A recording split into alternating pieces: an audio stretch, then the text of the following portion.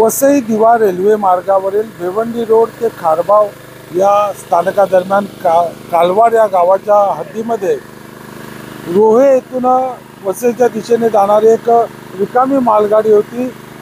जिचे जे चाकं जे आहेत ती या ठिकाणी रुळावरून घसरलेले आहेत। एका ठिकाणी दुर्घटना घडलेली आहे, कालवाड गावाच्या हद्दीमध्ये घटना घडलेली आहे आणि ज्यामुळे जी 6:15 दिव्यावरून वसईच्या दिशेने जाणारी जी रेल्वे होती ती भिवंडी रोड स्टेशन इथेच थांबवण्यात आली।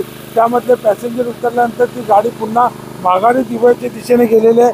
तर वसईवरून दिव्याच्या दिशेने येणारी 7:40 जी पॅसेंजर गाडी आहे ती रद्द करण्यात आलेली आहे। तर रात्रीची पनवेल ते डहाणू ही जी गाडी आहे, पॅसेंजर गाडी आहे, ती सुद्धा रद्द करण्यात आलेली आहे।